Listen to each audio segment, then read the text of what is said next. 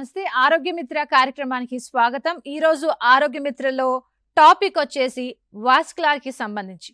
Vascular వ్యాధులు అసలు ఏ విధంగా వస్తాయి, మనిషిని అవి ఎంతవరకు ప్రభావితం చేస్తాయి, చికిత్సా విధానం ఏ విధంగా ఉందో తెలుసుకుందాం.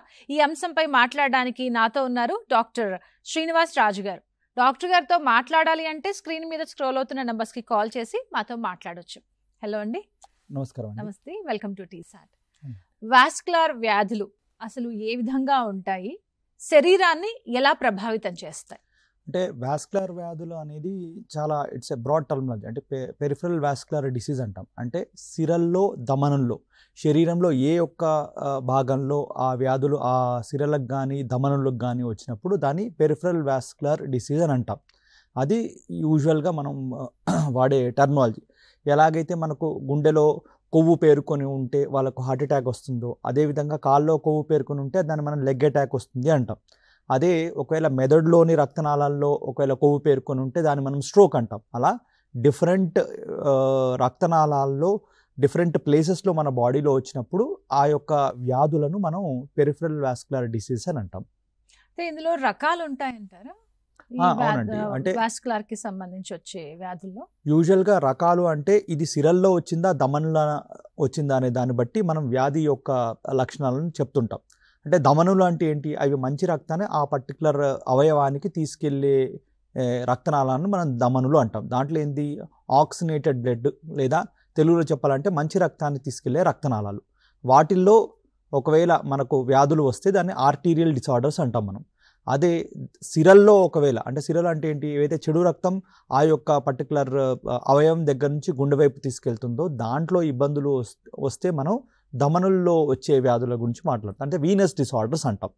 మెయిన్గా ఇవి కాళ్ళలో ఎక్కువగా వస్తాయి కాబట్టి ఎక్కువగా మనం ఆ కాళ్ళలో వచ్చిన సమస్యల గురించి మాట్లాడతాం అనమాట. ఓకే. అంటే ఇప్పుడు మీ దగ్గరికి ఒక పేషెంట్ రాగానే ఎలాంటి లక్షణాలతో మీ దగ్గరికి వస్తారు, ఎలా తెలుసుకుంటారు వీళ్ళకు సిరల్లో వచ్చిన ప్రాబ్లం అని, లేదంటే ధమనుల్లో వీళ్ళకి ఇష్యూ ఉంది అని చెప్పి? అంటే యూజువల్గా ఎలా ఉంటుంది అంటే మన శరీరంలో గ్రావిటీకి దగ్గరగా ఉండేది కాళ్ళు కాబట్టి కాళ్ళలో ఈ వ్యాధులు ఎక్కువగా వస్తుంటాయి. కాళ్ళలోనే కాకుండా మిగతా ఏ ప్రదేశాల్లో రావచ్చు, చేతుల్లో రావచ్చు, పేగులకు వెళ్ళే రక్తనాళాల్లో రావచ్చు, అదేవిధంగా మెదడుకు వెళ్ళే రక్తనాళాల్లో రావచ్చు. అదే ఒకవేళ కాళ్ళలోని రక్తనాళాలు వస్తే అది మనం ఏమంటాం? పెరిఫెరల్ ఆర్టీరియల్ డిసీజ్ అంటాం. అంటే క్రిటికల్ లింబ్ ఇస్కీమియా అని అంటాం. అదే పేగులకు వెళ్ళే రక్తనాళాల్లో ఇబ్బంది వస్తే దాన్ని మనం మిసెంట్రిక్ ఇస్కీమియా అంటాం. అదే మెదడుకు వెళ్ళే రక్తనాళాల్లో వస్తే దాన్ని ఏమంటాం? కెరోటిడ్ ఆర్టరీ డిసీజ్ అంటాం. ఇలా డిఫరెంట్ ఆర్గాన్స్కి రక్తనాళాల్లో ఇబ్బందులు వస్తే దాన్ని మనం ఆ యొక్క ఆర్గాన్కు స్పెసిఫిక్గా ఆ డిసార్డర్స్ గురించి మాట్లాడడం జరుగుతుంది. అందులోనూ మెయిన్గా మనకి ఎప్పుడైతే కాళ్ళలోని రక్తనాళాలు ఇబ్బంది వస్తుందో, అంటే కాళ్ళ వైపు వెళ్ళే రక్తనాళాలు, అంటే కాళ్ళకు వెళ్ళే ధమనుల్లో ఇబ్బంది వస్తుందో దాన్ని మనం క్రిటికల్ లింబ్ ఇస్కీమియా అంటాం. ఈ సమస్యలు వచ్చిన వ్యక్తుల్లో 3 ప్రధాన లక్షణాలు వస్తాయి. ఒకటి ఇంటర్మిటెంట్ క్లాడికేషన్. ఇంటర్మిటెంట్ క్లాడికేషన్ అంటే ఏంటి? అంటే మనిషి నడవాల్సినంత నడవలేకపోవడం. అంటే అతను ఒక 100 మీటర్లో 200 మీటర్లో నడిచిన తర్వాత పిక్కలు కానీ తొడలు కానీ మన వెనకాలి భాగంలో కానీ అంటే కండరాలకు బిగుసుగా పట్టుకొని ఆ నొప్పి వల్ల మనిషి నడవలేకపోతాడు. అంటే తన నిత్యం చేసుకునే అంత పనులు నార్మల్గా వాకింగ్ చేయలేని పరిస్థితికి వెళ్ళిపోవడం. దాన్ని మనం ఇంటర్మిటెంట్ క్లాడికేషన్ అంటాం. ఇది ఫస్ట్ సిమ్టమ్. సెకండ్ సిమ్టమ్ ఏంటి? రాత్రి నిద్ర పట్టలేంత నొప్పి పాదాల్లో రావడం, దాన్ని రెస్ట్ పెయిన్ అంటాం. మూడోది కాళ్ళలో గ్యాంగ్రీన్ కానీ గాయంగా మారి పుండుపడి చీము, నీరు, వాసన ఇలాంటివన్నీ ఆ పర్టికులర్ ప్రదేశంలో వస్తుంటాయి అన్నమాట. ఇవి 3 ప్రధానమైన సిమ్టమ్స్ మనకు ఆర్టీరియల్ డిసార్డర్స్లో క్రిటికల్ లింబ్ ఇస్కీమియాలో వస్తాయి. అదే ఒకవేళ కాళ్ళ నుంచి గుండె వైపు వెళ్ళే రక్తనాళాలు, వాటిని మనం సిరలు అంటాం. సిరల్లో మళ్ళీ 2 రకాలు. చర్మం కిందనే ఉండే సిరలు, అంటే సూపర్ఫిషియల్ సిరల్లో సమస్య వస్తే దాన్ని మనం వారికోజ్ వెయిన్స్ అంటాం. అదే కండరాల లోపల నుంచి వెళ్ళే సిరల్లో ఇబ్బంది వస్తే, అంటే అక్కడ రక్తం గడ్డగట్టుకుంటే దాన్ని మనం ఏమంటాం? డీప్ వెయిన్ థ్రాంబోసిస్ అంటాం. వారికోజ్ వెయిన్స్ వచ్చిన పేషెంట్లో సిమ్టమ్స్ ఎలా ఉంటాయి అంటే కాళ్ళు లాగడం, గుంజడం, బరువు ఎక్కడం, కాలు వాపు రావడం, కాళ్ళలో కలర్ చేంజెస్ రావడం, అంటే లైపోడర్మటోస్క్లెరోసిస్ అంటాం. ఎగ్జిమా అంటాం, అంటే చర్మ వ్యాధులు కాళ్ళలో రావడం. అలా రావడం వల్ల పాదాల దగ్గర కాలు లోయర్ భాగంలో మొత్తం కూడా నల్లగా మారడం, అక్కడ పుండ్లు రావడం, కొన్నిసార్లు అక్కడి నుంచి వారికోజ్ వెయిన్స్ నుంచి బ్లీడింగ్ రావడం, ఇలాంటి సిమ్టమ్స్ అన్నీ మనకు వారికోజ్ వెయిన్స్లో వస్తాయి. ఇంకా డీప్ వెయిన్స్లో ఇందాక మీకు చెప్పినట్టు దాంట్లో రక్తం గడ్డగట్టుకుని ఉంటే మనం దాన్ని డీప్ వెయిన్ థ్రాంబోసిస్ అంటాం. ఇవి వచ్చిన పేషెంట్స్ ఎలా ఉంటారు అంటే కాళ్ళు బాగా వాపు రావడం, కాలు నొప్పిగా పెట్టడం, ఫస్ట్ పాదం దగ్గర మొదలైన వాపు కాస్త సడన్గా తొడ వరకు పాకడం, వాళ్ళు కాళ్ళు ఆల్మోస్ట్ రెండో కాలుతో పోలిస్తే ఆల్మోస్ట్ ఒక 50% దాకా వాపు ఎక్కువైపోవడం. ఈ పేషెంట్స్ అది ఇంకా రక్తం గడ్డగట్టుకుంది, ఇంకా పైకి వెళ్ళి ఇబ్బంది ఎక్కువగా చూపిస్తే శ్వాస తీసుకోలేంత ఇబ్బంది కలగడం, అలాంటి వారికి ఆక్సిజన్ సపోర్ట్ రిక్వైర్మెంట్ రావడము, అదే కాకుండా ఐసీయూలో కొందరికి వెంటిలేటరీ సపోర్ట్ వరకు వెళ్ళడం, అది ఇంకా పల్మనరీ థ్రాంబో ఎంబాలిజం వరకు వెళ్తే వాళ్ళకి ప్రాణాంతకంగా కూడా మారుతుంది. ఇవి యూజువల్గా మనం వచ్చే అంటే ఇంపార్టెంట్ డిసార్డర్స్ గురించి చెప్పుకోవచ్చు. అంటే డీప్ వెయిన్ థ్రోంబోసిస్ అనే లక్షణం వాళ్ళు మొదటగా గుర్తిస్తే అంతవరకు వెళ్ళదు కదా, ఏ విధంగా వాళ్లకు ఎలాంటి లక్షణం ద్వారా బయటపడుతుంది, ఎంతవరకు ప్రమాదకరం అంటారు ఇది? అంటే యూజువల్గా డీప్ వెయిన్ థ్రాంబోసిస్ అనేది అందరికీ రాదు. అంటే యూజువల్ నార్మల్ వ్యక్తులు అంటే నిత్యం వాళ్ళు చేసుకునే పనులు అన్నీ కరెక్ట్గా చేసుకుంటున్నారు, అంటే వాళ్ళు నడవాల్సినంత వారు కరెక్ట్గా నడుస్తున్నారు, ఫిజికల్గా యాక్టివ్గా ఉన్నారు, సెడెంటరీ లైఫ్ స్టైల్ లేదు అంటే కామన్ పీపుల్లో ఈ వ్యాధి ఎప్పుడు కూడా రాదు. ఎప్పుడైతే వాళ్ళు లాంగ్ డిస్టెన్స్ అని ఫర్ ఎగ్జాంపుల్ తిరుపతి లాంటి దేవస్థానానికి వాళ్ళు గంటలు కార్లో కానీ బస్లో కానీ ట్రైన్లో కానీ ఒకటే పొజిషన్లో కూర్చొని వెళ్ళడం కానీ, లేదా కొందరు పేషెంట్స్ ఎలా ఉంటారు అంటే పోస్ట్ ప్రొసీజర్స్ అంటే ఏదైనా మేజర్ ఆపరేషన్స్ అవ్వడం, నీ ఆపరేషన్ కానీ, పోస్ట్ ప్రెగ్నెన్సీ సిజేరియన్ సెక్షన్ కానీ, నార్మల్ డెలివరీ తర్వాత కానీ, లేదా పొట్టకు పేగులకు ఆపరేషన్ జరిగిన తర్వాత కానీ యూజువల్గా డాక్టర్స్ అందరూ ఏం చేస్తారంటే ప్రొసీజర్ అయిపోయిన సెకండ్ డే థర్డ్ డే నుంచి పేషెంట్ నడిపించడం మొదలు పెడతారు. ఎందుకు? రక్త సరఫరా కాల్లో బాగా కావాలని. యూజువల్గా ఇలాంటివి చేయకపోవడం వల్ల మన ప్రొసీజర్స్ తర్వాత ఎక్కువగా బెడ్ రెస్ట్ తీసుకోవడం వల్ల, అంటే ఒక మనిషి నడవాల్సినంత నడవకపోవడం వల్ల కాల్లో రక్తం గడ్డగట్టుకుని అది డీప్ వెయిన్ థ్రాంబోసిస్గా మారుతుంది. అలా మారిన తర్వాత ఇమీడియట్గా పేషెంట్ చూసే ఫస్ట్ సిమ్టమ్ ఏంటి? కాలు అమాంతం లావ్ అయిపోవడం, అంటే రెండో కాలుతో పోలిస్తే అది ఆల్మోస్ట్ డబుల్ సైజ్ కావడం. అది మెయిన్గా వాళ్ళకు లెఫ్ట్ సైడ్ ఎక్కువగా ఇది సిమ్టమ్స్ అనేది రావడం జరుగుతుంది. ఇది ఫస్ట్ అండ్ ఫార్మోస్ట్ సిమ్టమ్ వాళ్ళకు తెలిసేది. అంటే ఏ వయసు వాళ్ళు ఎక్కువగా ప్రభావితం అవుతున్నారంటారు? యూజువల్గా మేము అంటే డీప్ వెయిన్ థ్రాంబోసిస్ వచ్చే పేషెంట్స్ యూజువల్గా అరౌండ్ 20 years దగ్గర నుంచి ఎల్డర్లీ ఏజ్ గ్రూప్ వరకు ఉంటుంది. మేల్ ఫీమేల్స్లో కంపేర్ చేస్తే ఆల్మోస్ట్ ఈక్వల్గానే ఉన్నట్టు కనబడుతుంది మాకున్న స్టాటిస్టిక్స్ ప్రకారం. ఓకే, అంటే 20 yearsలోనే ఇంత పెద్ద లక్షణాలతో కూడిన అంటే కాలంతా వాసిపోయి వై అంటారు? ఎందుకు ఇలాంటి వ్యాధుల బారిన పడుతున్నారు? టీన్స్లోనే అంటే కొంచెం వయసు మీద పడింది, వాళ్ళకి ఇంకా కొన్ని ఆరోగ్య సమస్యలు ఉన్నాయి, నడవలేకపోతున్నారంటే ఓకే ఫైన్, వాళ్ళకి ఇలాంటి కాంప్లికేషన్స్ వస్తున్నాయి అనుకోవచ్చు. కానీ 20 ఏళ్ల వాళ్ళలో ఇలాంటి డిసీజెస్ రావడానికి కారణాలు ఏమై ఉండొచ్చు? అనాలిసిస్ ఏం చెప్తున్నాయి?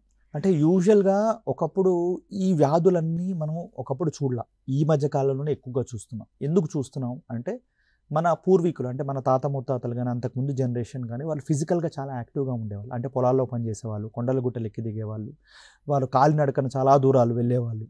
వాళ్ళకి ఇప్పుడు మనకున్న అన్ని సౌలభ్యాలు వాళ్ళకు లేవు. మన కార్లు, బస్సులు, Rapido, Insta, Swiggy, mobile banking, current bill కట్టాలన్నా మొబైల్లోనే అయిపోతుంది. అంటే ఒక మనిషి నడవాల్సినంత నడవకుండా అంటే శారీరక శ్రమ లేకపోవడం వల్ల, సెడెంటరీ లైఫ్ స్టైల్స్ ఎక్కువైపోవడం వల్ల, ఉదరకాయం అంటే ఒబిసిటీ ఎక్కువ కావడం వల్ల, ఇవన్నీ రావడం వల్ల ఏమైపోతున్నాయంటే వివిధ రకాల వ్యాధులు, ఒకటి ఇవి అవి అని కాదు, అన్ని రకాల వ్యాధులు చాలా ఎక్కువగా ఈ జనరేషన్లో మనం ఎక్కువగా దీనివల్ల చూడగలుగుతున్నాం. అంటే అనేక రకాల వ్యాధులు రావడానికి వీళ్ళకు ఫిజికల్ యాక్టివిటీ తక్కువైపోయింది అనేది ప్రధాన కారణం. అయితే ఇప్పుడు వీళ్ళు ఉన్న చోటే కూర్చొని పని చేయటం వల్ల మనం చూస్తున్నాం, అది ఎంతవరకు రీజన్ అవుతుంది? అంటే లాంగ్ సిట్టింగ్ జాబ్స్ అది నిజంగానే చాలా ఎక్కువ ప్రమాదం చేస్తుంది. ఎందుకు? కూర్చున్నప్పుడు ఏంటంటే మన కాలి కండరాలు సరిగ్గా పనిచేయవు. అంటే యూజువల్గా మన కాళ్ళు ఏమంటాం, కాఫ్ మజిల్ని పెరిఫెరల్ హార్ట్ అంటాం. అంటే మెయిన్ శరీరానికి గుండె ఎలానో అలానే కాలికి కాఫ్ మజిల్ అనేది అది. మనం వాకింగ్ చేసినప్పుడు ఏంటంటే కాఫ్ మజిల్ యాక్టివ్గా ఉండి స్క్వీజ్ అవుతుంది. ఆ స్క్వీజ్ అవడం వల్ల ఏమైపోతుందంటే కాలిలో ఉండే డీఆక్సినేటెడ్ బ్లడ్ ఏదైతే చెడు రక్తం అవుతుందో అది శుద్ధి కావడానికి గుండె వైపు పంపింగ్ యాక్షన్ ద్వారా పైకి వెళ్తుంది, అగెయిన్స్ట్ గ్రావిటీ పైకి వెళ్తుంది. ఎప్పుడైతే లాంగ్ అవర్స్ ఒకటే పర్టికులర్ పొజిషన్లో కూర్చొని ఉంటారో ఈ కాఫ్ మజిల్ వర్కింగ్ అనేది ఉండదు. కాబట్టి రక్తం ఎంతైతే పైకి వెళ్ళాలో అంత పైకి వెళ్ళట్లేదు. అందుకే చాలా పేషెంట్స్ ఎవరైతే లాంగ్ సిట్టింగ్ జాబ్లో ఉంటారో, లాంగ్ సెడెంటరీ లైఫ్ స్టైల్లో ఉంటారో వాళ్లకు ఈ వ్యాధులు ఎక్కువగా సోకే అవకాశాలు ఎక్కువగా ఉంటాయి.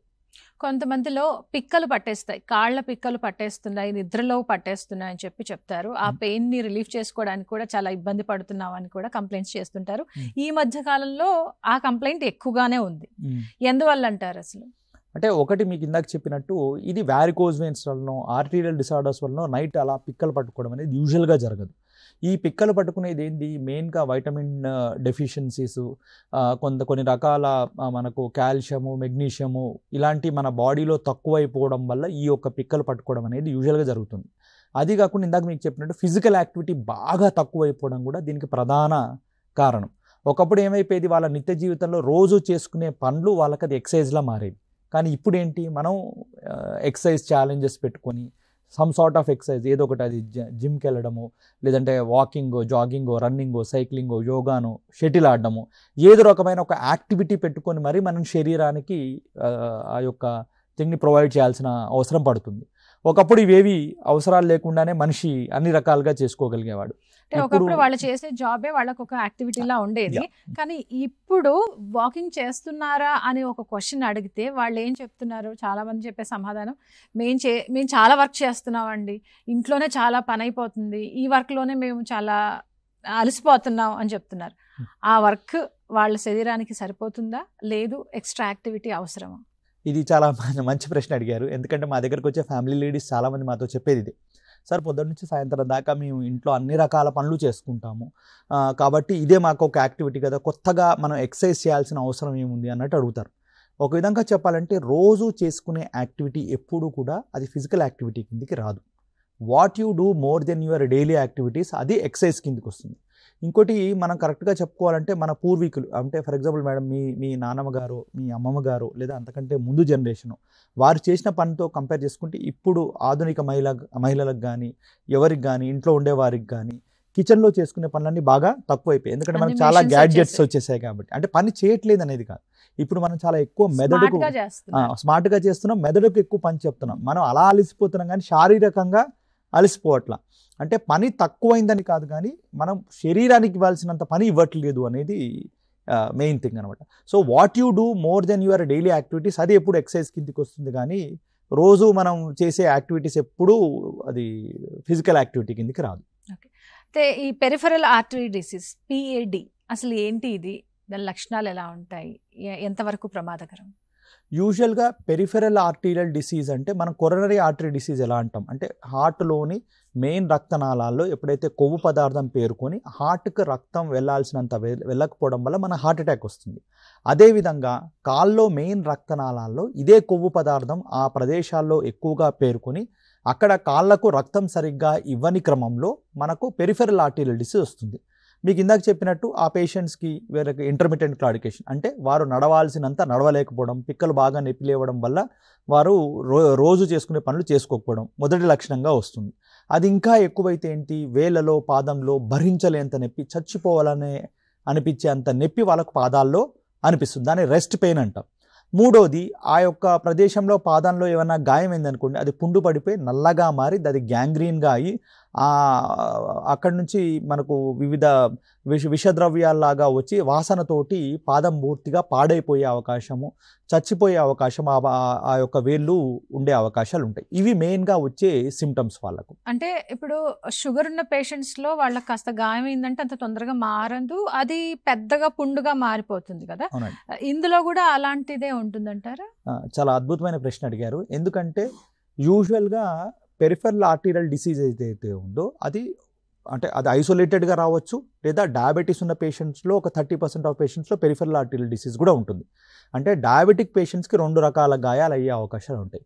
మొదటి రకమైన గాయం ఏంటి, దాన్ని ప్రెషర్ అల్సర్స్ అంటాం. అంటే పాదంలో వివిధ ప్రదేశాల్లో ఎక్కడైతే ఎక్కువ ప్రెషర్ పడుతుందో ఆ ప్రెషర్ పడిన ఏరియాస్లో వాళ్ళకు గాయాలు అయ్యే అవకాశాలు ఉంటాయి. అంటే మన పాదం ఇలా ఉన్నప్పుడు వాళ్ళకి ఎక్కడైతే బోన్ ప్రెషర్స్ ఎక్కువగా క్రియేట్ అవుతుందో, ఎందుకు షుగర్ వల్ల మన షుగర్ పేషెంట్స్లో ఒక పాదాల్లో కాళ్ళ ఆకృతి అనేది చేంజ్ అయ్యే అవకాశం ఉంటుంది.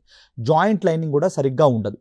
దానివల్ల ఏంటంటే వాళ్ళ పాదాల షేప్స్ డిఫరెంట్ షేప్స్లో వెళ్తాయి. అంటే కొందరు క్లా టోస్ అంటాం, కొందరికి హ్యామర్ టోస్ అంటాం, కొందరికి రాకర్ బాటమ్ ఫుట్ అంటాం, ఫ్లాట్ ఫుట్ అంటాం. ఇలా different type of foot shapes వస్తాయి. దానివల్ల ఏంటి, శరీర బరువు మొత్తం ఎప్పుడైతే పాదం మీద పడుతుందో, పాదం మీద పడ్డప్పుడు ఈ బొక్క ఎప్పుడైతే భూమికి ఎక్కువగా ఆనుకుంటుందో అక్కడ ఎక్స్ట్రా బొక్క పెరగడం వలన, షేప్ చేంజ్ కావడం వలన అక్కడ ప్రెషర్ అల్సర్స్ వస్తాయి. ఈ ప్రెషర్ అల్సర్స్ యూజువల్గా వాస్కులారిటీ అంటే రక్త సరఫరా తక్కువ కావడం వల్ల అయినవి కావు. కావనుకోండి అవి అప్పుడు బాగానే మానిపోతుంది. అంటే గాయానికి ఒక్కటి మన ప్రొటెక్షన్ తీసుకుని, గాయాన్ని క్లీన్ చేసుకుని, గాయానికి తగిన మన మెడిసిన్స్ తీసుకుని, ఆ కాలికి తగ్గట్టు ఎప్పుడైతే మనం ఫుట్వేర్ వాడతామో ఆ గాయాలు మానుతాయి. మళ్ళీ మళ్ళీ అక్కడ గాయాలు కాకుండా చూసుకునే అవకాశాలు చాలా ఎక్కువగా ఉంటాయి.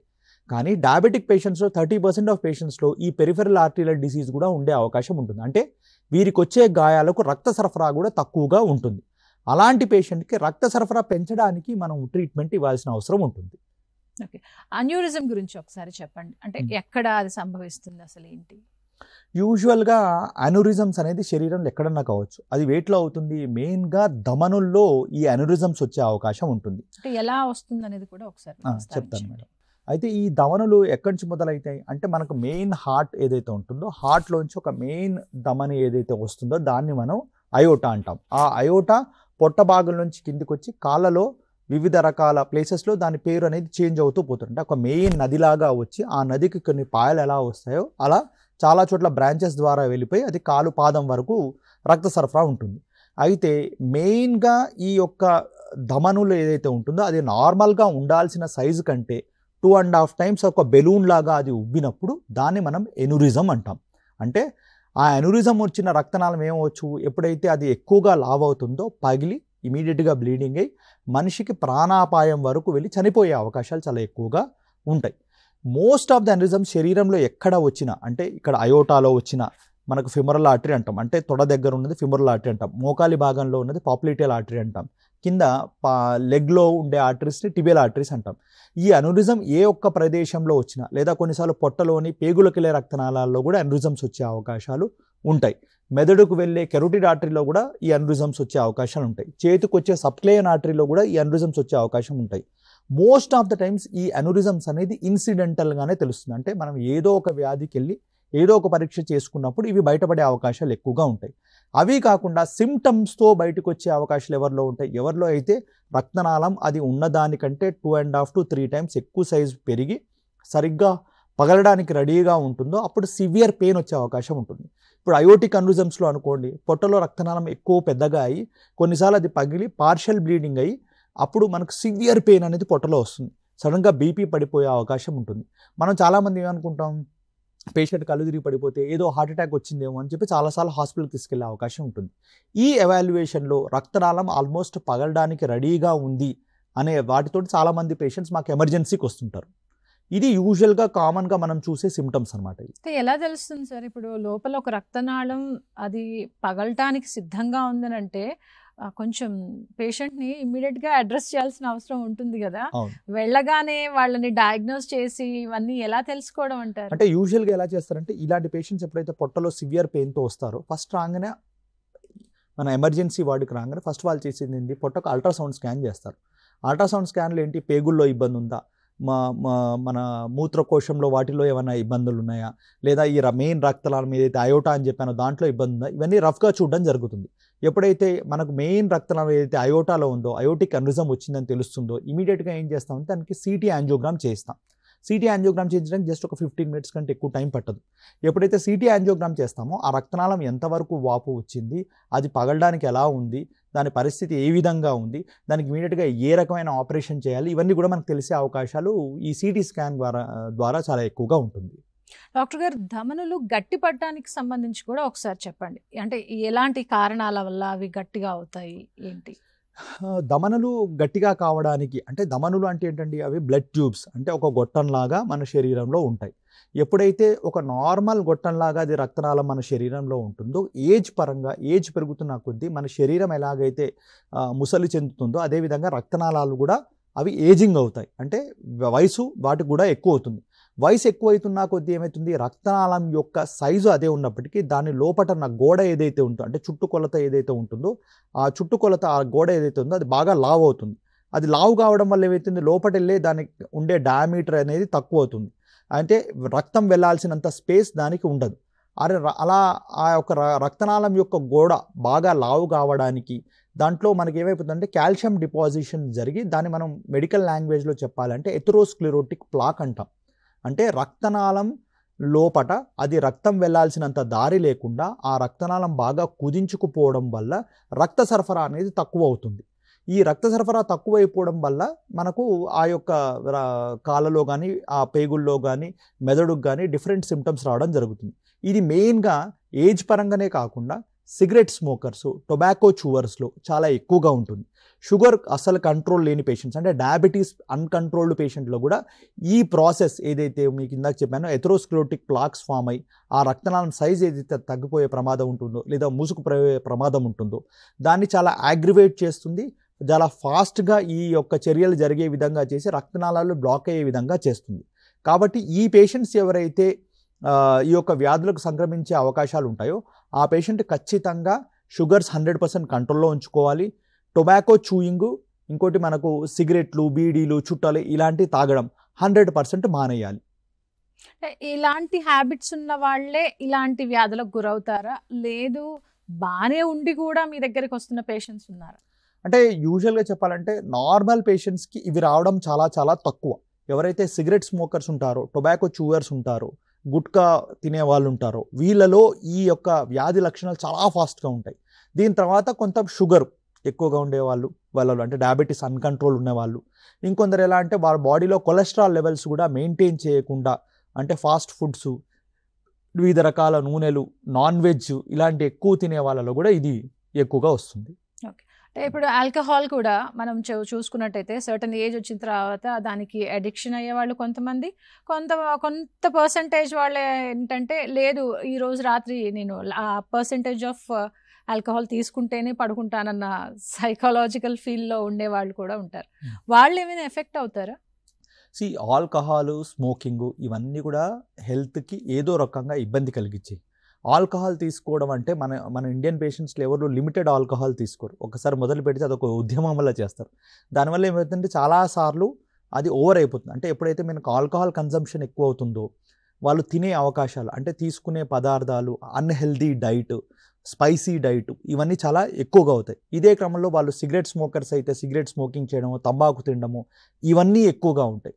So alcohol is associated with all these unhealthy things and unhealthy diet. ఇవన్నీ చేయడం వల్ల ఏంటంటే వారికి వచ్చే వ్యాధి లక్షణాలు వివిధ ప్రాంతాల్లో, వివిధ ప్రదేశాల్లో శరీరంలో చాలా ఎక్కువ అయ్యే అవకాశాలు బాగా ఎక్కువగా ఉంటాయి. నాన్ వెజ్ తీసుకునే వాళ్ళు కూడా వాస్కులర్ వ్యాధిన పడే అవకాశం ఉందంటున్నారు. కాబట్టి అంటే ఎలా వాళ్ళు తీసుకోవాలి? ఇప్పుడు డైలీ తీసుకుని తినేవాళ్ళు ఉంటారు, ప్రోటీన్ ఫుడ్ కాబట్టి వీక్లీ థ్రైస్ తినేవాళ్ళు ఉంటారు. అంటే ఏ విధంగా వాళ్ళు మెయింటైన్ చేయాలి, ఎలా తీసుకోవాలి అసలు ఈ నాన్ వెజ్ అనేది? అంటే యూజువల్గా చెప్పాలంటే మేడం, చిన్నప్పటి నుంచి మనకు ఏమని నేర్పారు, మనకి ఇంట్లో కానీ ఏమైనా కానీ కడుపు నిండా తినాలి. ఇంకోటి ఏంటంటే నాన్ వెజ్ అనేది ఎక్కువగా తీసుకోవాలి, ఎందుకంటే చాలా బలమైన ఆహారం. వెజిటేరియన్ డైట్ అనేది అంత మంచి అంటే అంత తక్కువ అనే ఇంప్రెషన్ తోటి మన సొసైటీ అనేది ఇప్పుడు ఎక్కువగా ఉంది. కానీ నిజం చెప్పాలంటే non veg diet, vegetarian diet రెండు సమపాలలో తీసుకోగలిగితే బాగా ఉంటుంది.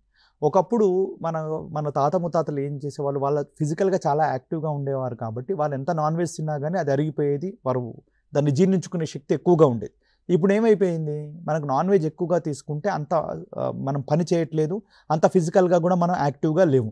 దీనివల్ల ఏమైపోతుందంటే అదంతా ఫ్యాట్ రూపాన మారి, అంటే ఏదైతే మనం ప్రోటీన్గా తిన్నా కానీ నాన్ వెజిటేరియన్లో అది ఫ్యాట్గా మారి మనం లావ్ అయిపోవడము, ఒబిసిటీ ఎక్కువ రావడము, సెడెంటరీ లైఫ్ స్టైల్ ఎక్కువగా పెరగడము, అదంతా కొవ్వు పదార్థాలు మన రక్తనాళాల్లో ఎక్కువగా ఎఫెక్ట్ చూపించడం ఇవన్నీ జరుగుతుంది. నాన్ వెజ్ డైట్ అనేది రోజు తీసుకుంటే అది ఎక్కువగా ప్రమాదకరం అని ఇప్పుడు చాలా స్టడీస్లో చెప్తున్నాయి. అది మన శరీరానికి ఎంత అవసరమో అంత మాత్రమే తీసుకోవాలి. ఒకవేళ తీసుకునే పద్ధతిలో ఉంది అంటే మాత్రం మనం ఫిజికల్గా కూడా చాలా యాక్టివ్గా ఉండాలి. ఓకే, తీసుకున్నంత పని చేయాలంట. అంతే అంతే అంతే అది పని చేయాలి, అది లేకపోతే కష్టం అయిపోతుంది.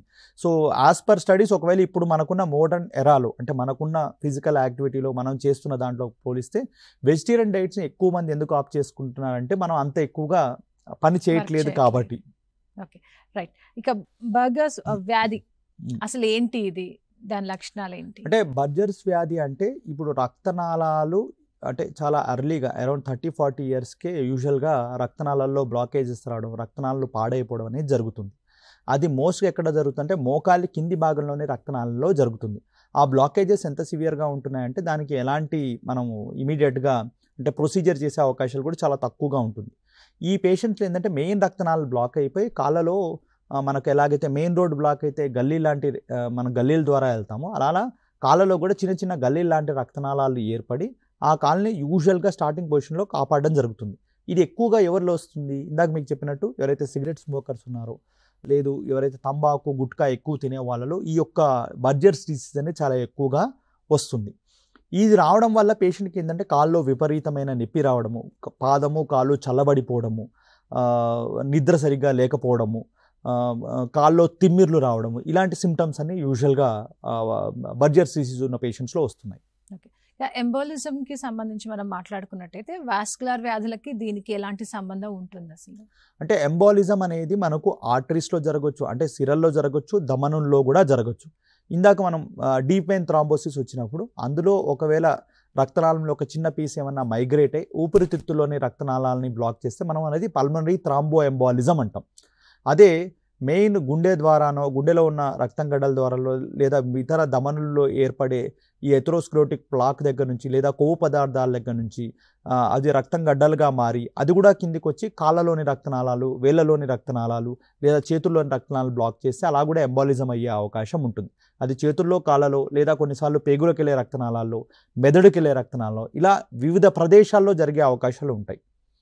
అది మెయిన్గా కావడానికి ఒకటి ఏజింగ్ ప్రాసెస్, ఇందాక మీకు చెప్పినట్టు సిగరెట్ స్మోకింగ్, ఇంకోటి tobacco chewing, uncontrolled sugars, high cholesterol maintain చేయడము, సెడెంటరీ లైఫ్ స్టైల్ ఎక్కువగా ఉండడము, ఇవన్నీ వాటికి మనకు ఎంబాలిజానికి కూడా కారణాలుగా మనం చెప్పుకోవచ్చు. గారు, ఇందాక మనం దమనులు, సిరులు, అందులో వచ్చే ప్రాబ్లమ్స్, ఇష్యూస్ అన్ని మనం తెలుసుకున్నాం. అయితే ఇన్యాక్టివ్గా ఉండటం వల్ల, ఊబకాయం వల్ల ఇలాంటి వ్యాధులు, ఇలాంటి లక్షణాలతో కూడినవి రావడానికి ఎంతవరకు ఛాన్స్ ఉంటుంది అసలు? అంటే ఉదరకాయం వల్ల ఈ యొక్క వ్యాధులు వచ్చే అవకాశాలు చాలా ఎక్కువగా ఉంటాయి. అంటే బరువు ఎప్పుడైతే మనం ఎక్కువ పెరిగిపోతామో మన కాళ్ళ మీద ఆ యొక్క ప్రభావం అనేది చాలా ఎక్కువగా పడుతుంది. అందులోనూ మెయిన్గా బరువు ఎక్కువ కావడం వల్ల కాళ్ళలో ఎక్కువగా అంటే కాళ్ళ మీద ఎక్కువ ఎఫెక్ట్ పడేది సిరల మీద, ఆ ఎఫెక్ట్ అనేది చాలా ఎక్కువగా ఉంటుంది. మనం వారికోజ్ వెయిన్ సిమ్టమ్స్ ఎక్కువగా ఉదరకాయం ఉన్న వాళ్ళలో ఎక్కువగా చూస్తుంటాం. ఈ మధ్య కాలంలో ఒబేసిటీ బాగా పెరిగిపోయింది కదండి? అవునండి. అంటే యూజువల్గా ఈ ఒబేసిటీ వచ్చిన వాళ్ళు ఎవరైతే ఉన్నారో వాళ్ళ వెయిట్ని వారు ఖచ్చితంగా మెయింటైన్ చేయాల్సిన అవసరం ఉంటుంది. ఎక్సర్సైజ్ అనగానే ఇదే ఎక్సర్సైజ్ చేయాలి, ఇన్ని గంటలు చేయాలి, అన్ని గంటలు చేయాలని ఎక్కడా లేదు. మనం ఏది కంఫర్టబుల్గా ఉన్నాం అంటే వాకింగా, జాగింగా, రన్నింగ్గా, సైక్లింగ్గా, యోగానా, కొందరికి షటిల్ ఆడడం అంటే ఇష్టం, ఏదో ఒక రకమైన యాక్టివిటీ అయితే రెగ్యులర్గా డెవలప్ చేసుకోవాలి. ఫిజికల్గా ఎప్పుడైతే మనం అది చేసుకుంటామో మనకు చాలా రకాల వ్యాధులు రాకుండా ఉండడానికి అది ఉపయోగపడుతుంది. మనం శారీరకంగా అంటే ఆహ్లాదకరంగా, ఉత్సాహంగా ఉండడానికి కూడా అవకాశం ఉంటుంది.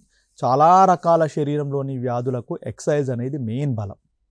ఓకే, అంటే అదే ఎక్సర్సైజ్ అని అంటే కొంతమంది చెప్తూ ఉంటారు గుండెకు సంబంధించి కానీ కాళ్ళల్లో ఉన్న ఇప్పుడు ఈ రక్తనాళాలు అవి కరెక్ట్గా పనిచేయాలి అంటే జాగింగ్ ఈజ్ ద బెస్ట్ అని చెప్తూ ఉంటారు. అంటే ఈ జాగింగ్ 15 minutes చేయడం, వాకింగ్ హాఫ్ అన్ అవర్ చేయడం రెండు సమానమే అన్నట్టుగా చెప్తూ ఉంటారు కదా, మీరు ఏది సజెస్ట్ చేస్తారు అసలు? అంటే బెస్ట్ ఎక్సర్సైజ్ ఏది అంటే swimming is the best exercise. అంటే అందులో అన్ని కండరాలు బాగా పనిచేస్తాయి, కదలిక ఎక్కువ ఉంటుంది కాబట్టి.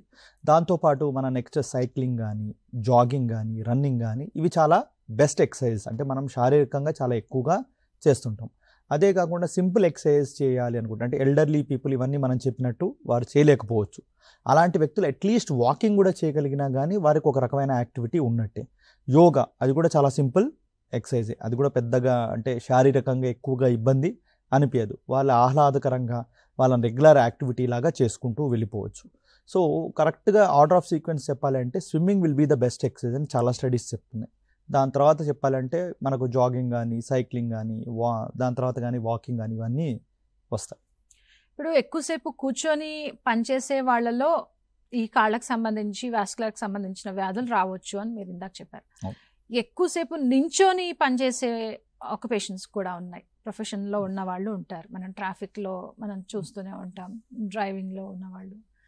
అయితే వాళ్ళల్లో ఇలాంటి వ్యాధి రావడానికి ఎంతవరకు ఛాన్స్ ఉంటుంది? అంటే వాళ్ళలో ఎలాంటి లక్షణాలు ఉండొచ్చు? యూజువల్గా ఇప్పుడు నేను ఇందాక చెప్పిన వాటిలో ఓన్లీ సిట్టింగ్ పొజిషన్లో చేసే జాబ్లే కాదు, స్టాండింగ్ పొజిషన్లో చేసే జాబులు ఉన్న వాళ్ళు కూడా సేమ్ సమస్యలు అలానే వస్తాయి. అంటే long sitting are long standing ఇది ఎప్పుడు ప్రమాదకరం. ఎందుకు మీకు అదే చెప్పింది, మనం ఎక్కువ నుంచున్నా ఎక్కువ కూర్చున్నా మన కాల్లో కండరాలు కానీ అవి సరిగ్గా పనిచేయవు. ఎప్పుడైతే ఎక్కువ నుంచునే జాబ్ చేసేవాళ్ళు అంటే ఎవరైతే మనకు ట్రాఫిక్ కానిస్టేబుల్స్ ఉంటారో, లేదా మార్కెటింగ్ ఎగ్జిక్యూటివ్స్ ఉంటారో, టీచర్స్ ఉంటారో, సిస్టర్స్, మాలాంటి డాక్టర్స్, ఇలాంటి వాళ్ళకి ఎక్కువగా ఈ రకమైన వ్యాధులు వచ్చే అవకాశాలు ఉంటాయి. అవే కాకుండా లాంగ్ సిట్టింగ్ జాబ్ అంటే software employees, government employees, desk job చేసుకునే ఏ ఎంప్లాయీని తీసుకున్నా కానీ ఈ వాస్కులర్ సమస్యలు ఎక్కువ వచ్చే అవకాశం, అందులోనూ వారికోజ్ వెయిన్ సమస్యలు ఎక్కువ వచ్చే అవకాశాలు వీళ్ళలో చాలా ఎక్కువగా ఉంటాయి. Sedentary life style is the main cause of many diseases. అందులోనూ వాస్కులర్ ప్రకారం చాలా ఎక్కువగా వస్తాయి. వాస్కులర్ అనగానే ఏంటి, ఓన్లీ హార్ట్ ఒకటే కాదు, మనకు మిగతా రక్తనాళాలు కూడా వాటిలో ఇంక్లూడ్ అయి ఉంటాయి. మెదడుకు వెళ్ళే రక్తనాళాలు కూడా ఇంక్లూడ్ అయి ఉంటాయి వాటిలో. ఓకే, అంటే ఇప్పుడు వాస్కులర్ వల్ల స్ట్రోక్ వచ్చే ఛాన్సెస్ ఎంతవరకు ఉంటుంది? అంటే అదే చెప్పాను, ఈ యొక్క మనకు గుండెకెళ్ళే రక్తనాళాల్లో ఇబ్బంది ఉంటే మనం దాన్ని హార్ట్ అటాక్ అంటాం. అదే మనకు కాళ్ళకెళ్ళే రక్తనాళాల్లో ఇబ్బంది ఉంటే దాన్ని లెగ్ అటాక్ అంటాం. అదేవిధంగా మెదడుకెళ్ళే రక్తనాళాల్లో ఇబ్బంది అంటే కెరోటిడ్ ఆర్టరీలో ఒకవేళ కొవ్వు పేరుకొని ఆ రక్తనాళం యొక్క సైజు, దాని రక్తం వెళ్ళే స్పేసు తక్కువైనప్పుడు దాన్ని మనం కెరోటిడ్ ఆర్టరీ డిసీజ్ అంటాం. ఆ కెరోటిడ్ ఆర్టరీ డిసీజ్ ఉన్న పేషెంట్స్లో ఏదైతే ఆ కొవ్వు పేరుకున్న ఆ ప్రదేశంలోంచి ఏమన్నా చిన్న పీసెస్ వెళ్ళి మెదడుకు వెళ్ళే రక్తనాళాలను బ్లాక్ చేస్తే అప్పుడు ఆ పేషెంట్కి స్ట్రోక్ ఫీచర్స్ వస్తాయి. అవేంటి అంటే వాళ్ళకు మెల్లగా కళ్ళు తిరిగినట్టు అనిపించడం, షార్ట్ గ్యాప్లో వాళ్ళకి మెమరీ లాస్ రావడం, కళ్ళ ముందు ఏవో ఫ్లాష్ లైట్స్ లాగా కనపడము, కొందరికి అది ఇంకా ఎక్కువైతే మూతి వంకరపోవడము, చేతుల్లో పాదాల్లో వాళ్ళకు పవర్ తక్కువైపోవడం, స్పర్శ జ్ఞానం తక్కువైపోవడం, మాట సరిగ్గా రాకపోవడం, ఇలాంటి సిమ్టమ్స్ అన్నీ మనకు స్ట్రోక్కి ఫీచర్స్ అన్నమాట. కొందరికి ఫస్ట్ టైమే చాలా సివియర్ ఫీచర్స్ రావచ్చు. కొందరికి ఇవి టీఐఏస్ అంటాం, అంటే ట్రాన్సియంట్ ఇస్కీమిక్ అటాక్. అంటే ఈ యొక్క కళ్ళు తిరగడము, కొంత కళ్ళ ముందు షేక్ లాగా, మనకు టీబీ షేక్ అయితే ఎలా ఉంటుందో అలాంటి సిమ్టమ్స్ రావడము, కొంత మూతి వంకరపోవడం, ఇలాంటి early symptoms transient ischemic attack అనే వాటిలో కూడా వచ్చే అవకాశాలు ఉంటాయి.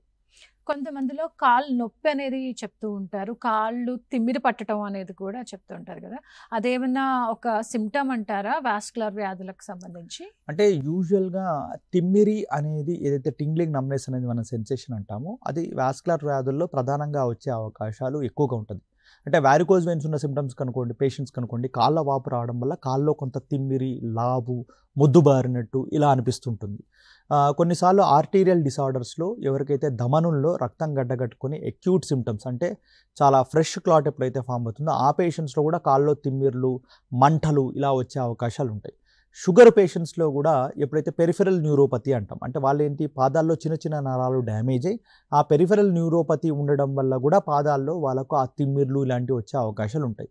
అంటే ఇలాంటి పేషెంట్స్ మనం స్పెసిఫిక్గా క్లినికల్గా ఎగ్జామిన్ చేస్తే కానీ ఎగ్జాక్ట్గా ఏ ఒక్క సమస్య వల్ల ఇది వచ్చిందని చెప్పడం కష్టం. అంటే ఈ వాస్కులర్ డిసీజెస్లో స్టేజెస్ ఏమైనా ఉంటాయంటారా? ఇప్పుడు కాళ్ళల్లో తిమ్మిర్లు రాగానే లేదంటే నొప్పి రాగానే వెంటనే డాక్టర్ దగ్గరికి రష్ అయిపోవాలా, లేదు వాళ్ళు ఇంట్లో వాళ్ళ యాక్టివ్నెస్ని పెంచుకోవడం ద్వారా దాన్ని ఏమైనా క్యూర్ చేసుకోవచ్చా వాళ్ళు?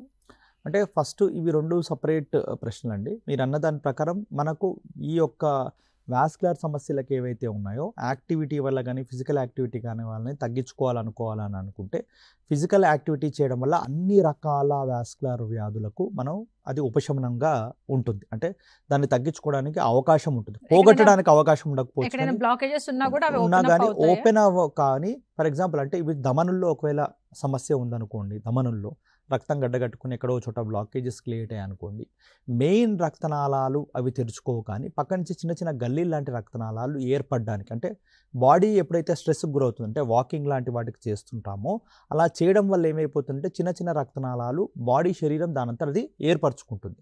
అలా ఏర్పరచుకోవడం వల్ల ఏమవుతుందంటే కొంత కొత్త గల్లీలు, కొత్త రక్తనాళాలను ఏర్పడి అవి ఆ యొక్క కాల్లో ఉన్న సిమ్టమ్స్ని పార్షియల్గా తగ్గించే అవకాశం ఇనిషియల్ స్టేజెస్లో ఉంటుంది. అదే మనం కొంచెం తగ్గే అవకాశం అయితే ఉంటుంది.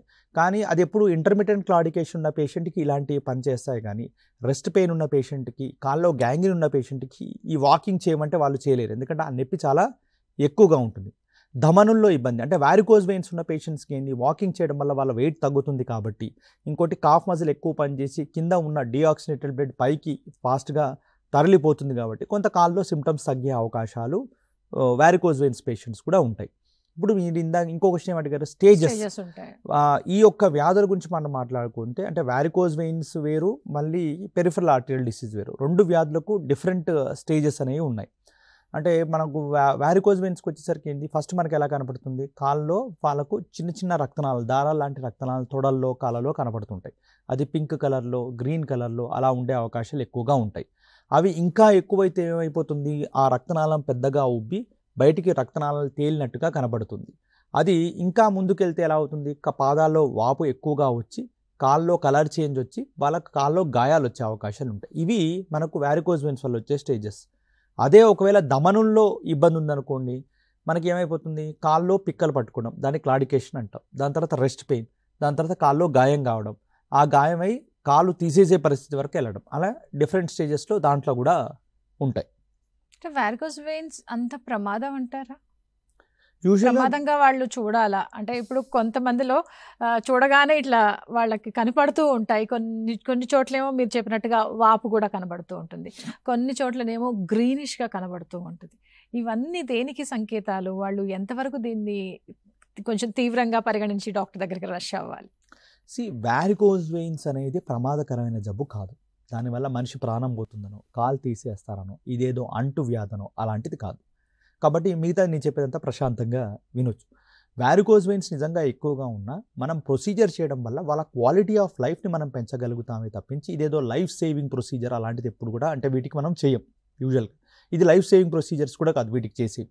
ఇవి ఓన్లీ వాళ్ళ క్వాలిటీ ఆఫ్ లైఫ్. అంటే క్వాలిటీ ఆఫ్ లైఫ్ అంటే ఏంటి, కాలు లాగడం, గుంజడం, బరువు ఎక్కడం, కాల్లో వచ్చే నొప్పి వారికోజ్ వెయిన్స్ వల్ల తగ్గించడానికి మొదటిది. రెండు, ఈ వారికోజ్ వెయిన్ సిమ్టమ్స్ ఎక్కువగా కావడం వల్ల కాళ్ళలో వాపు తర్వాత నెక్స్ట్ ఏమైపోతుంది, వాళ్ళ కాళ్ళలో దురదొస్తుంది, చర్మం పాడవుతుంది, అక్కడ నల్లబడ్డం, అక్కడ గాయాలు రావడము, ఇలాంటివి కాకుండా ఉండడానికి ఇది రెండు మెయిన్.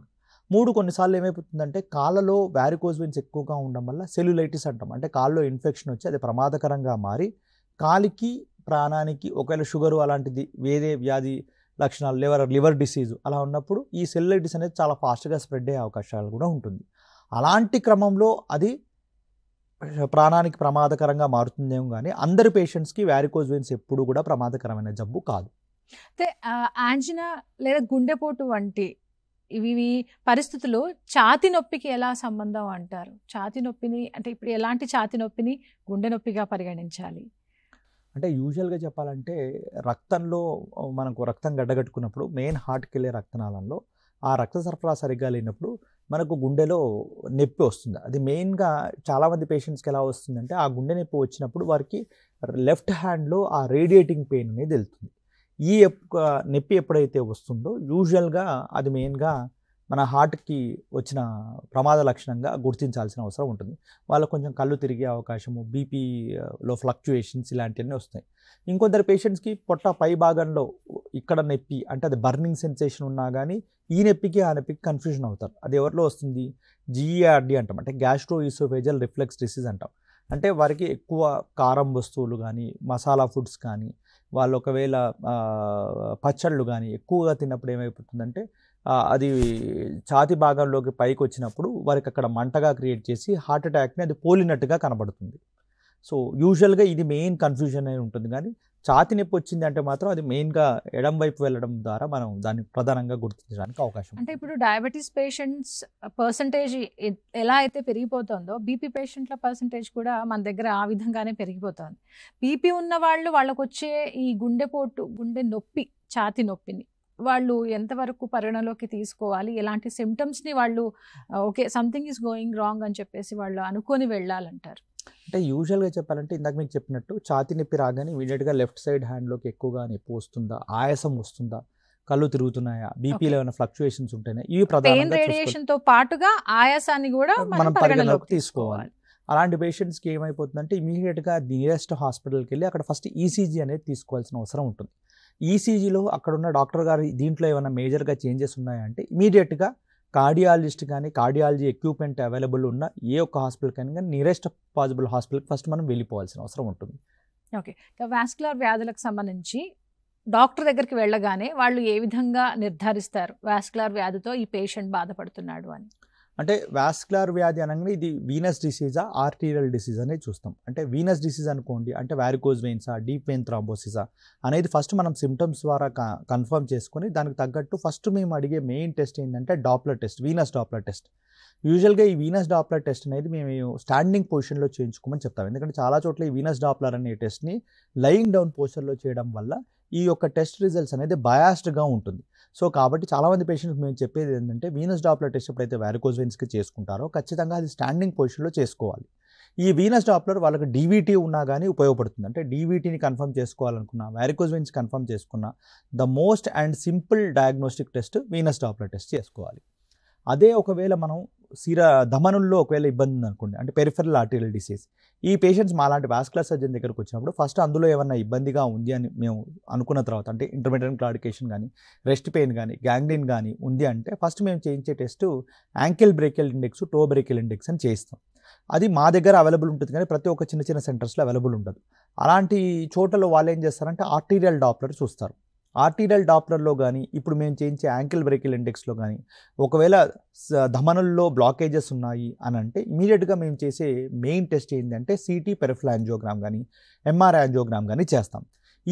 ఈ టెస్టులు చేయడం ద్వారా ఏం చేస్తామంటే రక్తనాళాల్లో బ్లాకేజ్ ఎంత దూరం ఉంది, ఎంతవరకు ఉందని చూసుకొని దానికి మనకు ఎలాగైతే హార్ట్కి బైపాస్ చేస్తామో, ఎలాగైతే హార్ట్కి మనం యాంజియోప్లాస్టీ షంటింగ్ చేస్తామో, అలా కాళ్ళలో కానీ మెదడుకు వెళ్ళే రక్తనాళం కెరోటిడ్ ఆర్టరీ డిసీజ్లో కానీ, అంటే కెరోటిడ్ రక్తనాళంలో కానీ, ఎలాగైతే పేగులకు వెళ్ళే రక్తనాళాల్లో కానీ ఈ యొక్క బైపాస్ కానీ, ఈ యొక్క మనం యాంజియోప్లాస్టీ స్టంటింగ్ కానీ చేసే అవకాశాలు ఆ రక్తనాళాలకు సంబంధించి దాని పరంగా ఉంటాయన్నమాట. ఓకే, యాంజియోగ్రామ్ పాత్ర గురించి కూడా మనం ఒకసారి మాట్లాడుకోవాలి. ఇప్పుడు వాస్కులర్ వ్యాధుల నిర్ధారణలో దీని పాత్ర ఏ విధంగా ఉంటుంది? అదే మీకు చెప్పినట్టు ఈ యాంజియోగ్రామ్ అనేది మనకు సిటీ యాంజియోగ్రామ్ చేయొచ్చు, లేదా కన్వెన్షనల్ యాంజియోగ్రామ్ ఏదైతే మనం క్యాత్ ల్యాబ్లో కూడా చేసే అవకాశం ఉంటుంది. మోస్ట్ ఆఫ్ ద పేషెంట్స్లో మనం సిటీ యాంజియోగ్రామ్ అనేది ఫస్ట్ ప్రయారిటీగా చేస్తాం. ఎందుకు, ఆ బ్లాకేజ్ ఎంతవరకు ఉంది, ఏ ఒక్క రక్తనాళంలో ఉంది, ఈ పేషెంట్కి ఏ రకమైన మనం ప్రొసీజర్ చేయొచ్చు, బైపాస్ ఆపరేషన్ చేయవచ్చా లేదా యాంజియోప్లాస్టీ స్టంటింగ్ చేయవచ్చా. మనం ఈ రెండు రకాలు చేయగలిగిన వ్యక్తులం కాబట్టి, మేము వాస్కులర్ ఎండోవాస్కులర్ సర్జన్స్ కాబట్టి ఈ రెండు రకాల్లో పేషెంట్కు ఉన్న హెల్త్ ఇష్యూస్, అంటే ఫర్ ఎగ్జాంపుల్ వాళ్ళకి బీపీ ఉండొచ్చు, షుగర్ ఉండొచ్చు, హార్ట్ రిలేటెడ్ ఇష్యూస్ ఉండొచ్చు, కిడ్నీ రిలేటెడ్ ప్రాబ్లమ్స్ ఉండొచ్చు, స్ట్రోక్ ఉండొచ్చు, వాళ్ళు ఇంతకుముందే స్మోకర్ కావడం వల్ల లంగ్ ఇష్యూస్ ఉండొచ్చు. ఇలాంటి పేషెంట్స్కి మనం బైపాస్ చేస్తే వాళ్ళు తొందరగా కోలుకుంటారా, లేదు అంటే యాంజియోప్లాస్టీ స్టంటింగ్ చేస్తే బెటర్గా ఉంటుందా, ఈ రెండిట్లో ఏది మనం పేషెంట్కి చేస్తే ఎక్కువగా తొందరగా కోలుకొని ఇమీడియట్గా వారి ప్రాబ్లమ్ సాల్వ్ అవుతుందో అది పేషెంట్ స్పెసిఫిక్గా చూసుకొని మనం దాని ప్రకారం ఆ పేషెంట్కి వైద్యం అందించే అవకాశం ఉంటుంది. కొంతమంది పేషెంట్స్లో కొలెస్ట్రాల్ కానీ రక్తం గడ్డకట్టే రుగ్మతలు ఉన్న వాళ్ళు ఉంటారు కదా, అయితే వాళ్ళల్లో వీటిని గుర్తించడానికి సహాయపడే బ్లడ్ టెస్ట్లు ఏమైనా ఉన్నాయా? ఇది మెయిన్గా మనం చేపించేది లిపిడ్ ప్రొఫైల్. ఆ లిపిడ్ ప్రొఫైల్ ఏంటి, కొవ్వు పదార్థాలు మంచి కొవ్వు ఎలా ఉంది, చెడు రకమైన కొవ్వు ఎలా ఉంది, ఆ లెవెల్స్ ఎలా ఉంది అనేది చూసుకుంటాం. దానివల్ల ఏంటంటే పేషెంట్కి ముందు నుంచే మనం జాగ్రత్తలు చెప్పే అవకాశాలు ఉంటాయి. బ్లడ్ టెస్ట్ ద్వారా ఫస్ట్ మనం చేసేది ఈ యొక్క లిపిడ్ ప్రొఫైల్ అనేది మనకి ఎక్కువగా ఉపయోగపడుతుంది. వేరే రకమైన బ్లడ్ టెస్ట్లు అయితే వాస్కులర్ డిసీజ్లో మనం మెయిన్గా కనుగొనడానికి ఏమీ పెద్దగా ఉండవు. ఓకే, యాంజియోప్లాస్టీ గురించి కూడా ఒకసారి చెప్పండి డాక్టర్ గారు. యాంజియోప్లాస్టీ అంటే ఏంటిది, ఏదైతే రక్తనాళం సన్నబడిపోయి ఉండడమో లేదా రక్తనాళం పూర్తిగా బ్లాక్ అయి ఉన్న దాంట్లో మనం ఏం చేస్తామంటే నీడిల్ ద్వారా ఒక ట్యూబ్ లాంటిది పెట్టి ఇక్కడ ఆ ట్యూబ్ ద్వారా ఒక వైర్ని పాస్ చేసి ఏదైతే మనకు బ్లాకేజ్ ఉంటుందో ఆ బ్లాకేజ్ని వైర్ ద్వారా క్రాస్ చేయడం జరుగుతుంది. ఎక్కడైతే బ్లాకేజ్ ఉంటుందో దానికి ఒక బెలూన్ని పంపించి ఆ బెలూన్ని ఉబ్బించడం ద్వారా రక్తనాళం యొక్క సైజు ఇంతకుముందు ఎలా ఉందో అలా మనం పెంచే అవకాశాలు ఎక్కువగా ఉంటాయి. అలా బెలూన్ యాంజియోప్లాస్టీ చేయడం వల్ల ముందు బ్లాక్ అయిపోయిన రక్తనాళాన్ని తెరవడం వల్ల రక్త సరఫరా ముందు కంటే బెటర్గా అయ్యే అవకాశం ఉంటుంది. అలా రక్త సరఫరా ముందు కంటే బెటర్గా అయినప్పుడు ఆ పేషెంట్కి ఆ యొక్క సిమ్టమ్స్ అనేవి తగ్గే అవకాశం ఉంటుంది. కొన్నిసార్లు మనం బెలూన్ యాంజియోప్లాస్టీ చేసినప్పటికీ కూడా రక్తనాళం మళ్ళీ బ్లాక్ అయిపోతుంది అంటే ఆ పేషెంట్స్కి మనం స్టంట్ కూడా పెట్టే అవకాశం ఉంటుంది. స్టంట్ అంటే ఏంటి, అదొక స్ప్రింగ్ లాగా ఉంటుంది. అదేమైపోతుంది, ఎప్పుడైతే స్టంట్ మనం అందులో వేస్తామో స్టంట్ వేయంగానే అది గోడను మళ్ళీ మూసుకుపోకుండా ఆ గోడను అదే విధంగా ఉంచే విధంగా చేసి రక్త సరఫరాను ఇంప్రూవ్ చేయడానికి అది పనికొస్తుంది. రైట్, అంటే ఈ స్టంట్స్ ఎప్పుడు ఉపయోగించబడతారు, వాళ్ళ ఆ పేషెంట్ సిచ్యువేషన్ని బట్టి దీన్ని యూజ్ చేస్తారా, ఎప్పుడు ఉపయోగిస్తారు, వాటి సక్సెస్ రేట్ ఏ విధంగా ఉంది? అంటే యూజువల్గా చెప్పాలంటే స్టంట్ అనేది ప్రతి ఒక్క పేషెంట్కి మనం ప్రిఫర్ చేయము. అది ఏ పేషెంట్లో ప్రిఫర్ చేస్తాం, బెలూన్ చేసిన తర్వాత కూడా రక్తనాళం మాటికి బ్లాక్ అయిపోతుంది, రక్తనాళం యొక్క గోడ ఏదైతే మనం ఉబ్బించినప్పటికీ అది అలానే స్టెబుల్గా ఉండట్లేదు, దాంట్లో స్ట్రెంగ్త్ లేదు, మళ్ళీ మూసుకుపోతుంది అనిపిస్తుందో అలాంటి పేషెంట్స్లోనే స్టంట్లు పెట్టే అవకాశం ఉంటుంది. యూజువల్గా చాలా స్టడీస్ ఏం చెప్తాయి అంటే ఈరోజు మనం ఒక 100 మంది పేషెంట్స్కి స్టంట్ పెడితే 5 ఏళ్ల తర్వాత కేవలం 60 నుంచి 70% మందిలోనే ఆ స్టంట్స్ తెరుచుకొని ఉండే అవకాశం ఉంటుంది. 10 ఏళ్ల తర్వాత కేవలం 30% మందిలోనే ఆ స్టంట్స్ తెరుచుకునే అవకాశం ఉందని డిఫరెంట్ స్టడీస్ చెప్తున్నాయి. అంటే మనం ఇప్పుడు ఒక కారు ఉంది, దానికి ఏమైనా సర్వీసింగ్ ఇష్యూ వచ్చింది, మనం తీసుకెళ్ళి సర్వీసింగ్ చేయించాం, దాంట్లో ఇంజన్లో ఏదో ప్రాబ్లం ఉంటే వాళ్ళు అది సెట్ చేసి మనకి ఇస్తారు. కానీ నెక్స్ట్ టైం మళ్ళీ ఆ ఇంజన్లో అదే పార్ట్లో ప్రాబ్లం రాదని, ఇంకో చోట ఎక్కడ కూడా ప్రాబ్లం రాదని చెప్పలేరు కదా. అంటే మన శరీరం కూడా అలానే, మనం శరీరాన్ని వాడుతూ ఉంటాం కాబట్టి మళ్ళీ సమస్యలు వచ్చే అవకాశం ఉంటుంది. ఒకసారి స్టంట్ వేసాం కదా జీవితాంతం అది అలానే ఉండిపోతుంది అనేది కాదు. కానీ కొన్నిసార్లు ఎలా ఉంటుంది, స్టంట్ బ్లాక్ అయినంత మాత్రాన, అంటే ఫర్ ఎగ్జాంపుల్ నెక్స్ట్ 5 ఏళ్లలో ఇప్పుడు 60% మందిలోనే తెరుచుకుంటుందన్నాను, మిగతా 40% మందిలో అది చేసిన రోజు దగ్గర అది ఎప్పుడన్నా బ్లాక్ అయ్యే అవకాశం ఉంటుంది. అలా అవకాశం ఉన్నప్పటికీ కూడా, అంటే బ్లాక్ అయినప్పటికీ కూడా పేషెంట్లో సిమ్టమ్స్ లేవనుకోండి, దాని గురించి మనం చేయాల్సిన అవసరం ఏమీ లేదు. ఎప్పుడైతే పేషెంట్స్ స్మోకింగ్ చేసి షుగర్స్ కంట్రోల్ చేసుకోకుండా అన్హెల్దీ ఫుడ్ హ్యాబిట్స్ కానీ అన్హెల్దీ యాక్టివిటీస్లో ఉండడనుకోండి, ఈ స్టంట్స్ కానీ ఇవి కానీ బ్లాక్ అయ్యే అవకాశాలు చాలా ఎక్కువగా ఉంటాయి. యూజువల్గా స్టంట్ పెట్టిన తర్వాత కానీ, ఈ బెలూన్ యాంజియోప్లాస్టీ చేసిన తర్వాత కానీ చాలామంది ఈ పేషెంట్లు మేము ఏం చేస్తామంటే బ్లడ్ థిన్నర్ ట్యాబ్లెట్స్ అనేది ఎక్కువ కాలం ఉంచుతాం. ఎందుకు? రక్తం పల్చగా ఉండడం వల్ల రక్తం గడ్డగట్టుకునే అవకాశం తక్కువ చేస్తుంది, ఆ స్టంట్ కూడా లాంగ్ టర్మ్లో బ్లాక్ కాకుండా ఉంటుందనే ఉద్దేశం. అయితే వెరికోస్ వెయిన్స్ ఇష్యూలో శస్త్రచికిత్స చేయాల్సిందేనా, లేదు ఇంకా ఇతర మార్గాలు చికిత్స అందుబాటులో ఉంది అంటారా? చాలా మంచి ప్రశ్న వేశారండి ఇది. యూజువల్గా వారికోజ్ వెయిన్స్ ఉన్న పేషెంట్స్లో శస్త్రచికిత్స ఏ పేషెంట్స్కి అయితే రిక్వైర్మెంట్ ఉందో ఆ పేషెంట్కే చేయాల్సిన అవసరం ఉంది. ఇప్పుడు చాలా చోట్ల బయట ఏం జరుగుతుందంటే వారికోజ్ వెయిన్స్ ఎరాడికేషన్ ప్రోగ్రామ్ జరుగుతుంది. అంటే వారికోజ్ వెయిన్స్ కనపడ్డాయి అంటే ఇమ్మీడియట్గా ప్రొసీజర్స్ చేస్తున్నారు. వారికోజ్ వెయిన్స్ ఉన్న ప్రతి ఒక్క పేషెంట్కి ప్రొసీజర్ అవసరం ఉండదు. ఏ పేషెంట్లో అయితే వారికోజ్ వెయిన్స్ వల్ల ఎక్కువ ఇబ్బందులు పడుతున్నాయో, అంటే కాళ్ళు లాగడం, గుంజడం, బరువు ఎక్కడ ఎక్కువగా ఉందో, కాల్లో కలర్ చేంజెస్ వచ్చి గాయాలు వచ్చే అవకాశాలు ఎక్కువగా ఉన్నాయో, లేదా గాయాలై మానకుండా కాళ్ళు షేపు పాడవుతుందో, అలాంటి పేషెంట్స్లో మటుకే మనం వారికోజ్ వెయిన్స్కి ప్రొసీజర్ సజెస్ట్ చేయడం జరుగుతుంది. ఈ ప్రొసీజర్స్ కూడా ఒకప్పుడు ఇవే ఆపరేషన్స్ అంటే ఎలా చేసేవాళ్ళు, వెన్నుపూసలో సూదిచ్చి కాలు మొత్తం కోసి ఆపరేషన్ చేయాల్సి వచ్చేది, వారం రోజులు హాస్పిటల్ అడ్మిట్ అయి ఉండాల్సి వచ్చేది, 3-4 వారాలు బెడ్ రెస్ట్ తీసుకోవాల్సి వచ్చేది. అది కాకుండా ఎక్కువ శాతం ఆ ప్రొసీజర్స్ చేసినప్పటికీ పేషెంట్లో రికరెన్స్ రేట్ అనేది ఎక్కువగా ఉంది. ఇప్పుడు మనం ఏదైతే లేటెస్ట్ టెక్నిక్స్ ద్వారా చేస్తున్నామో, laser, radio frequency ablation, super glue therapy అనే డిఫరెంట్ రకాల అత్యాధునికమైన పరికరాల ద్వారా మనం ఇప్పుడు ప్రొసీజర్స్ చేయడం జరుగుతుంది. అది యూజువల్గా డే కేర్ ప్రొసీజర్స్. ఎలాగైతే పేషెంట్ హాస్పిటల్కి నడుచుకుంటూ వస్తారో ప్రొసీజర్ తర్వాత వారంతా వారే నడుచుకుంటూ ఇంటికి వెళ్ళిపోవచ్చు. ఇంటికి వెళ్ళేటప్పుడు వాళ్ళు అంబులెన్స్లో తీసుకెళ్ళాలి, ఇంటికి వెళ్ళిన తర్వాత వాళ్ళు ఏం పని చేయకుండా బెడ్ రెస్ట్ తీసుకోవాలి, అలాంటిది ఏమీ లేదు. From very next day desk job చేసుకునే వాళ్ళు ఉంటే వారు వెళ్ళి ఆఫీస్లో కూడా వారు అన్ని రకాల పనులు చేసుకోవచ్చు అని చెప్తాం. ఇన్ఫ్యాక్ట్ బెడ్ రెస్ట్ తీసుకుంటేనే కొందరు పేషెంట్లో 1% ఆఫ్ పీపుల్లో కొంత రక్తం గడ్డగట్టుకొని కాల్లో డీప్ వెయిన్ థ్రాంబోసిస్ వచ్చే అవకాశం ఉంటుంది. అందుకే ఫిజికల్ యాక్టివిటీ అనేది ప్రొసీజర్ తర్వాత కూడా 100% చేయాలని చెప్తాం. కాకపోతే ఈ వారికోజ్ వెయిన్స్ ప్రొసీజర్స్ ఎవరికైతే రిక్వైర్మెంట్ ఉన్నాయో వాళ్ళలోనే ప్రొసీజర్స్ చేయాలి. అయితే ఇందాక మీరు బ్లడ్ థిన్నర్స్ గురించి ప్రస్తావించారు కదా, అయితే ఈ వాస్కులర్ వ్యాధిని ట్రీట్ చేసే ప్రొసీజర్లో భాగంగా ఏవైతే బ్లడ్ థిన్నర్స్ ఉన్నారో, లేదంటే యాంటీకోగులెంట్స్ అలాంటివి పెడుతూ ఉంటారు కదా డాక్టర్స్, మరి వాటి వల్ల ఎంతవరకు ప్రయోజనం ఉంది, వాటి వల్ల ఏమైనా నష్టాలు జరిగే అవకాశం ఉందా?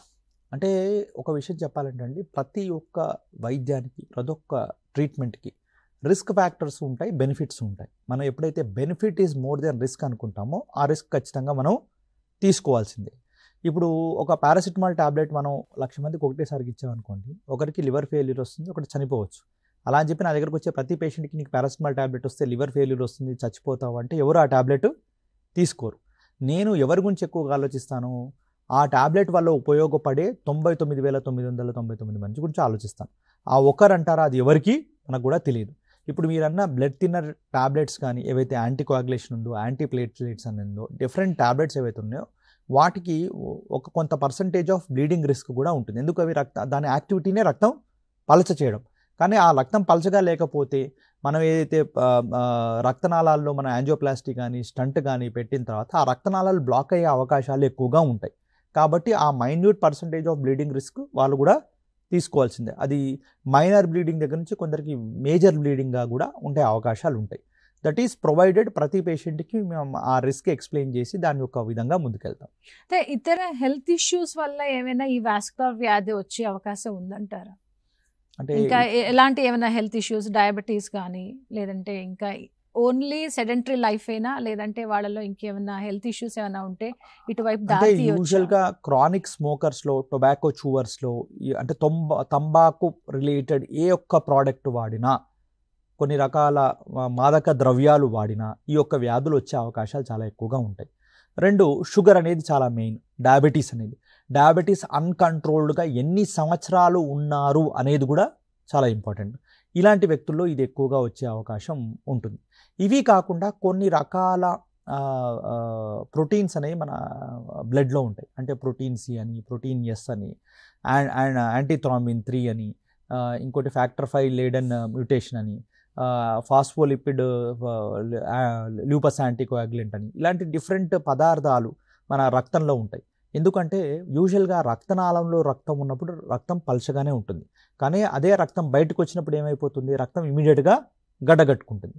అదే రక్తం గడ్డగట్టుకోవడం రక్తనాళంలోనే ఉండి కొందరిలో జరిగే అవకాశం ఉంటుంది. ఎందుకు అవుతుంది? ఇందాక మీకు చెప్పిన ఏవైతే ప్రోటీన్స్ అని కొన్ని చెప్పానో, ఆ ప్రోటీన్స్ యొక్క సమతుల్యం రక్తంలో సరిగ్గా లేకపోవడం వల్ల కూడా రక్తం గడ్డగట్టుకునే అవకాశం ఉంటుంది.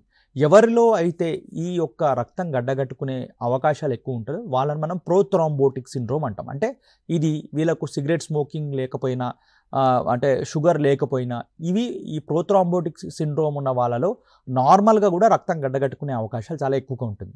ఒకవేళ ప్రోథ్రాంబోటిక్ సిండ్రోమ్ వాళ్ళ వంశ చరిత్రలో ఉండి ఆ పేషెంట్ స్మోకర్గా ఉండి ఇంకా డయాబెటీస్ కూడా ఉందనుకోండి, ఈ రిస్క్ 10-fold హై కూడా ఉండే అవకాశం ఉంటుంది.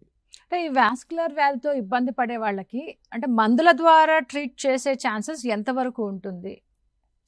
అంటే ఇది యూజువల్గా ఇనిషియల్ స్టేజెస్లో ఉన్నప్పుడు మెయిన్గా, అంటే వారికి ఫర్ ఎగ్జాంపుల్ మనకు ఆర్టీరియల్ డిసార్డర్స్లో అనుకోండి, అంటే కాల్లో క్రిటికల్ లింబ్ ఇస్కీమియా కానీ పెరిఫెరల్ ఆర్టీరియల్ డిసీజెస్ ఉన్న పేషెంట్స్లో ఏంటంటే ఇంటర్మిటెంట్ క్లాడికేషన్ ఉన్న పేషెంట్స్లో మనం మెడికల్ మేనేజ్మెంట్, అంటే బ్లడ్ థిన్నర్, యాంటీప్లేట్లెట్స్, యాంటీకోయాగులేషన్స్ ఇచ్చి సూపర్వైజ్డ్ ఎక్సర్సైజ్ ప్రోగ్రామ్ అంటాం. అంటే రోజు వాళ్ళకు వాకింగ్ ఎక్సర్సైజ్ అలాంటివి చెప్పి వాళ్ళకి హెల్దీ యాక్టివిటీస్, అంటే షుగర్ కంట్రోల్లో ఉంచుకోవడము, కొలెస్ట్రాల్ రిలేటెడ్ పదార్థాలు తక్కువగా తీసుకోవడము, ఇలాంటి అంటే ఆల్కహాల్ తీసుకోకపోవడము, ఇలాంటి హెల్దీ యాక్టివిటీస్ ద్వారా ఇనిషియల్ స్టేజెస్లో వాళ్ళను మనం మెడిసిన్స్ ద్వారానే మేనేజ్ చేసే అవకాశాలు ఉంటాయి. అంటిల్ అన్లెస్ అది చాలా సివియర్ గ్రేడ్ ఆఫ్ డిసీజ్కి వెళ్ళినంత వరకు మనం దాన్ని మేనేజ్ చేయొచ్చు. కానీ ఒక్కసారి అది ఎక్కువ స్టేజ్ ఆఫ్ డిసీజ్కి వెళ్ళిందంటే ప్రొసీజర్ రిక్వైర్మెంట్ కూడా ఉండే అవకాశాలు ఎక్కువగా ఉంటాయి. అయితే వాస్కులర్ వ్యాధి అనేది 20 ఏళ్ల నుంచే వస్తుందని మీరు చెప్తున్నారు కాబట్టి లైఫ్ స్టైల్ అనేది వాళ్ళు ఏ విధంగా డిజైన్ చేసుకోవాలి, ఏ విధమైన శారీరక శ్రమ ఉండాలి అసలు? అంటే ప్రతి ఒక్కరూ మనం ఏం చేసుకోవాలంటే రోజులో ఒక ½ an hour పాటన్నా మనకంటూ మనం కేటాయించుకోవాలి. మనకు ఎలాంటి స్ట్రెస్లు ఉన్నా, ఎంత హెవీ వర్క్ ఉన్నా, మన బాడీకి కూడా ఇవ్వాల్సిన టైం మనం ఖచ్చితంగా ఇవ్వాల్సిందే. ఏదో రకమైన physical activity, other walking, jogging, running, cycling, yoga, షటిలో, ఏదో ఫుట్బాల్, వాలీబాల్, ఏదో రకమైన యాక్టివిటీ ఏదైతే వాళ్ళు ఎంజాయ్ చేస్తారో ఆ యొక్క యాక్టివిటీని క్రమం తప్పకుండా రోజు ఒక ½ an hour to 1 hour పాటు వాళ్ళకి కేటాయించుకొని అది రెగ్యులర్ యాక్టివిటీగా ఎప్పుడైతే చేసుకుంటారో మెజారిటీ ఆఫ్ ద డిసీజెస్, అంటే మనకు ఓన్లీ వాస్కులర్ డిసార్డర్స్ అనే కాదు, శరీరంలోని ఎన్నో రకాల వ్యాధుల్ని అది నివారణగా ముందు నుంచి మనకు ఉపయోగపడుతుంది. ఓకే, అంటే యాక్టివ్గా ఉండటం వల్ల చాలా రోగాల నుంచి మనం సేఫ్ జోన్లో ఉండొచ్చు అంటారు. థ్యాంక్స్ ఫర్ జాయినింగ్ అండి. Thank you. నమస్కారం. ఇది ఇవాల్టి ఆరోగ్య మిత్ర కార్యక్రమం. చూస్తూనే ఉండండి TSAT.